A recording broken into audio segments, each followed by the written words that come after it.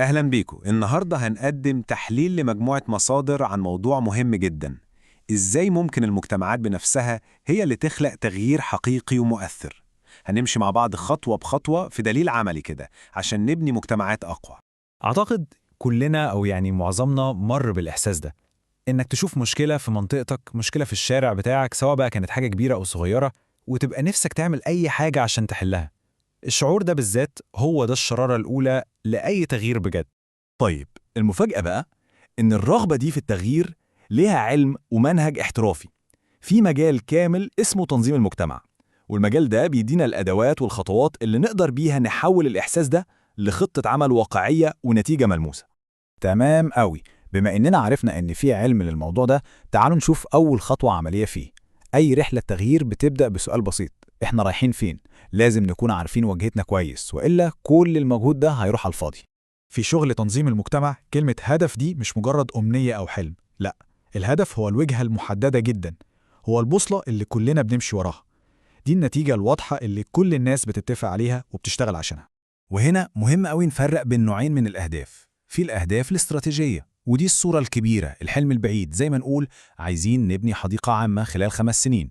وفي بقى الأهداف التكتيكية، ودي الخطوات الصغيرة والعملية اللي لازم نعملها عشان نوصل للحلم ده. زي إيه؟ زي إننا السنة دي لازم نخلص التصاريح ونجمع التبرعات. واحدة بتورينا الحلم والتانية بتورينا الطريق. في كمان تقسيمة تانية للأهداف مهمة جدا، الأهداف المادية، ودي حاجات بنشوفها بعينينا ونلمسها بإيدينا، زي إننا ننظف ترعة أو نبني سور لمدرسة. والنوع التاني هو الأهداف المعنوية، ودي يمكن تكون أهم بكتير لأنها بتغير فينا إحنا كبشر، زي إننا نتعلم نشتغل مع بعض أو نرجع الثقة بين الجيران. التغيير الحقيقي اللي بيكمل هو اللي بيجمع بين الاتنين. جميل. عشان أي مجهود مجتمعي ينجح ويكمل لازم يكون ماشي على شوية مبادئ أساسية. دي مش مجرد كلام نظري، دي القواعد اللي بتضمن إن الشغل ده يكون حقيقي ومستدام. نيجي بقى لأهم مبدأ على الإطلاق، ويمكن ده حجر الأساس في كل الموضوع ده: المشاركة. بصوا، الفكرة بسيطة جدا. الشغل لازم يتعمل مع الناس وبإيد الناس، مش بس علشانهم. لما كل واحد بيحس إن المشروع ده بتاعه هو اللي مشارك فيه، هيخاف عليه ويحميه ويكبره. والمثال ده عبقري بصراحة، لأنه بيبين فايدة تانية للمشاركة محدش بياخد باله منها. لما بنفتح الباب لكل يشارك، مش بس بننجح المشروع، لأ، ده إحنا بنكتشف كنوز مدفونة جوه المجتمع. بنلاقي قادة طبيعيين ومواهب جديدة، ودول هم اللي بيشيلوا الراية بعد كده وبيكملوا المسيرة. المبدأ التاني هو المسؤولية الاجتماعية. المعادلة بسيطة: حقوق قصادها واجبات. يعني عشان المجتمع يوفر لنا خدمات وأمان، لازم كل واحد فينا يكون مستعد يساهم بحاجة، سواء بمجهوده، بوقته، أو حتى برأيه. هي دي العلاقة الصحية اللي بتبني مجتمع قوي بجد. وكل المبادئ اللي فاتت دي مبنية على كلمة واحدة بس: الاحترام.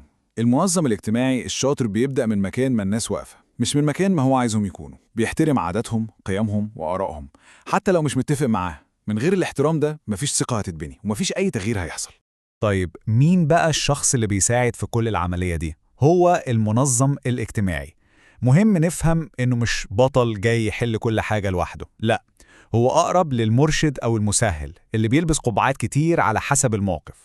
في باحث اسمه تشارلز جروسر لخص الأدوار دي في 4. ممكن يكون ممكن، يعني بيساعد الناس تساعد نفسها، أو وسيط بيربط بين اللي محتاج حاجة واللي بيقدمها، أو مدافع، وده بيبقى صوت الناس اللي صوتها مش مسموع. وممكن كمان يكون ثوري، وده بيسعى لتغيير الأنظمة نفسها من جذرها.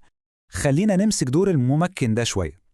أحلى حاجة في الدور ده إنه مش بيدي إجابات جاهزة، لا، هو بيسأل الأسئلة الذكية اللي بتخلي الناس نفسها تطلع بالإجابات.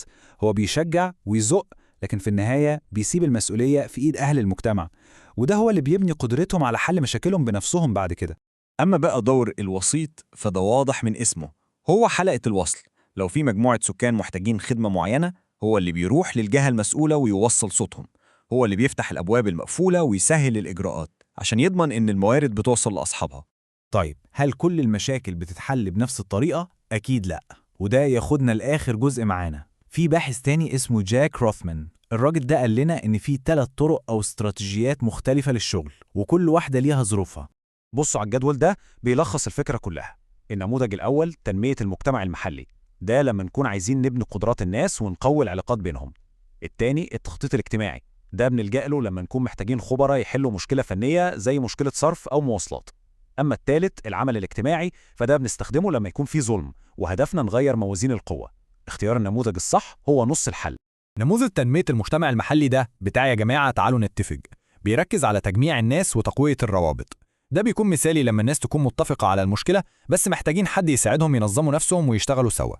وعلى العكس تماما، نموذج العمل الاجتماعي مش بيدور على الاتفاق، هو بيستخدم الضغط والمواجهة.